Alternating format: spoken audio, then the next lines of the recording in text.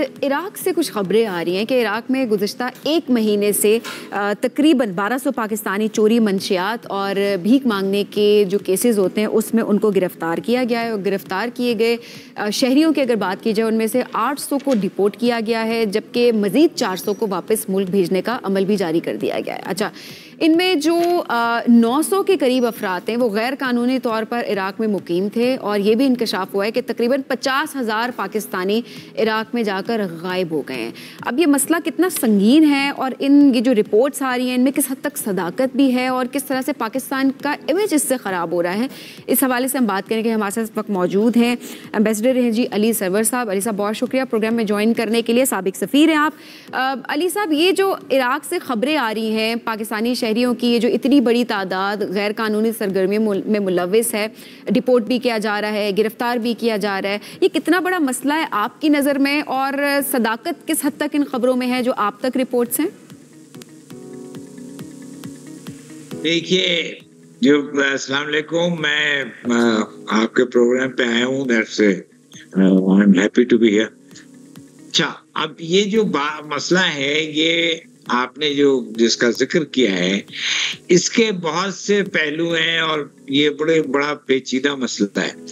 एक तो ये कि ये जहाँ तक इस रिपोर्ट की बात है, मुझे इसकी सदाकत का कोई खास और मजीद कोई इत्तला नहीं है जो अलावा इसके जो आपने बताया, लेकिन मसला बहुत बड़ा है। वो ये कि हमारे यहाँ से बहुत से लोग जा रहे हैं जो कि गलत तरीके से जाते हैं और जिनकी कोई क्वालिफिकेशन नहीं है वहाँ जाने के लिए, और फिर वहाँ जाके वो एक बोझ बन जाते हैं उस वहाँ के हुकूमत के लिए, वहाँ के लोकल अथॉरिटीज के लिए और सफारत खाने के लिए, पाकिस्तानी सफारत खाने के लिए भी।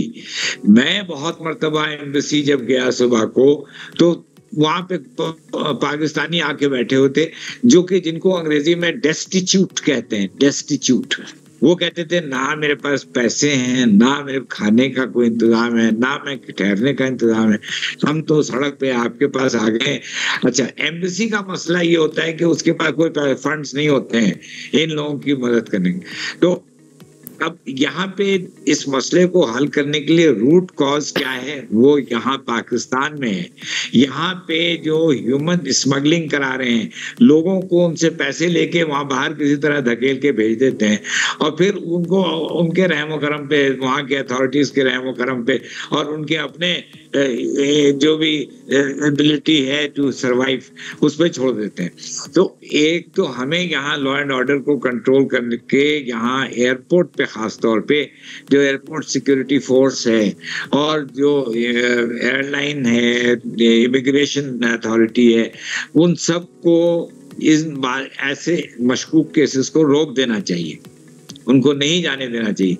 क्यों कि एक तो वो लोग वहां जाके मजीद परेशान होंगे और दूसरे पाकिस्तान का नाम बदनाम हो रहा है। नाम बदनाम होता है। इससे पहले जैसे अली साहब आपने कहा ना कि एम्बेसी के पास क्योंकि फंड्स नहीं होते और ज़रा उसके लिए बहुत मुश्किल होती है कि ऐसे केसेस को मैनेज किया जाए, जो आपने खुद टर्म भी उसकी डेस्टिट्यूट कि रोज़ाना सुबह के वक्त अगर वहाँ पे एम्बेसीज के बाहर लोग बैठे हैं और वो कह रहे हो कि हमारी मदद करो, तो आप लोग मदद ज़रा नहीं कर पाते। ये जो बात आपने की कि पाकिस्तानियों के लिए ज़ाहिर है हम जब बात कर रहे हैं और उनके इशूज़ को हम डिस्कस कर रहे हैं, जो ऑलरेडी पाकिस्तानी मुकीम होते हैं किसी मुल्क में, और वहाँ पर अगर इस तरह के गैर कानूनी तौर पर मुकीम पाकिस्तानी हों, उसकी वजह से इमेज तो मुतासर हुआ, लेकिन जो ऑलरेडी पाकिस्तानी वहां पर रहते हैं उनके लिए भी कोई मुश्किलात पैदा होती हैं? जी बिल्कुल। अब देखिए ना, जब ये आपने सही पॉइंट उठाया है, जब ये जहां एम्बेसी के बाहर आके बैठते हैं डेस्टिट्यूट होकर, तो हमारे पास क्या रास्ता है, फंड्स होते नहीं जैसे मैंने बताया, तो हम करते ये हैं कि पाकिस्तानी कम्युनिटी में लोगों को कुछ उनके नाम हमारे पास होते हैं, उनको हम अपील करते हैं। अपने दफ्तर से मैं अपील करवाता था कि इन लोगों को पैसे दिए जाए, इनका इंतजाम ठहरने का करा दिया जाए और कुछ मदद की जाए। तो ये कम्युनिटी के ऊपर एक बर्डन या बोझ आ जाता है। और दूसरे کمیونٹی بھی بہت اس بات سے ناخوش ہے کہ ان کے اپنے بھائی پہنچے ہوئے ہوتے ہیں اور ان کا نام بھی خراب کرتے ہیں اور ان کے لیے ایک بوجھ بن کر بیٹھ جاتے ہیں. اور اس میں کچھ لوگ ایسے بھی ہوتے ہیں علی صاحب جو کسی اور جگہ جانا چاہتے ہیں, جیسے کہ ہم نے یہ بھی دیکھا ہے کہ ایران عراق کے تھرو یورپ کی طرف کا سفر, ایسے بھی بہت سے لوگ ہوتے ہیں چونکہ بہت سے لوگوں کو ڈپورٹ کیا بھی گیا ہے. اور ابھی ریسنٹ خبر بھی آئی تھی کہ اسپیشلی جب زائرین جاتے ہیں تو اس میں سے کچھ لوگ مس ہو جاتے ہیں, سلپ ہو جاتے ہیں. 50,000 سے زائد پاکستانی اس دفعہ خبر آ رہی تھی کہ وہ عراق میں جا کے غائب ہو گئے. اب ذرا یہ وہ ڈیسٹیٹیوٹس والے ایلیمنٹ میں تو نہیں آئیں گے, تو وہ لوگ ہیں جو کسی اور مقصد سے گئے ہیں, کہیں اور جانا چاہتے ہیں. نہیں تو وہ بھی ان کے پاس بھی تو زیادہ کوئی پیسے ویسے نہیں ہوتے ہیں نا, وہ بھی اگر ان کا کام آگے نہ بنا, اگر کہیں آگے نہ جا سکے تو وہ بھی ڈیسٹیٹیوٹ ہو جاتے ہیں. اچھا, اور اگر وہ آگے گئے تو وہاں پکڑے جاتے ہیں, پھر وہاں جیل میں ڈالے جاتے ہیں. میں نے وہ بھی دیکھا ہوا ہے. میں جب سفیر تھا آسٹریا میں, ویانا میں, تو جیل میں بہت سے پاکستانی بند ہوتے تھے, بند پائے جاتے تھے.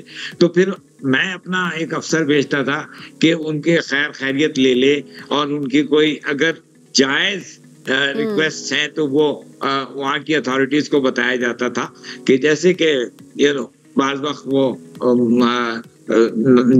جائے نماز مانگتے تھے یا کوئی کتابیں پڑھنے کو مانگتے تھے, اس طرح کی چیزیں ہم پرووائڈ کروا دیتے تھے. تو دیکھیے یہ دو, میں ایک, آپ مجھے موقع دیں میں دو باتیں بتاؤں گا. ایک کہ یہ چیزیں اس وقت تک ٹھیک نہیں ہوں گی جب تک ہمارے اپنے اقتصادی حالات ملک میں بہتر نہ ہو. ایک سٹیج آئے گی جب کہ آپ کے ہاں اگر بہتری آ جائے کہ لوگ جانا ہی نہیں چاہیں گے. ایک تو وہ, دوسرے آپ کی پاپولیشن بڑھتی جا رہی ہے بے تحاشا, اور اس کو کوئی روکنے کی کسی کو کوئی احساس ہے ہی نہیں. پاپولیشن کو روکنے کا طریقہ کوئی یہ نہیں ہوتا ہے کہ آپ کوئی ان نیچرل میتھڈ استعمال کریں, مگر اویئرنیس, اگر آگاہی اس کی ہو جائے تو وہ بنگلہ دیش میں پاپولیشن جو ہے ہماری طرح تھی وہ اب بہت کم ہو گئی ہے, یعنی ریٹ. یہ دونوں باتیں بہت اہم آپ نے کی علی صاحب. ایک کہ جب تک اقتصادی حالات بہتر نہیں ہوں گے تب تک ہم دیکھتے ہیں کہ مسائل بہت زیادہ ہیں, اور دوسری بات یہ بہت امپورٹنٹ ہے پاپولیشن مینجمنٹ کی. جب آپ کی پاپولیشن بڑھتی جا رہی ہے, پاپولیشن ایکسپلوژن ہو رہا ہے اور ریسورسز آپ کے پاس نہ ہو, امپلائمنٹ نہ ہو, تو پھر مسائل بڑھتے ہیں. علی صاحب بہت شکریہ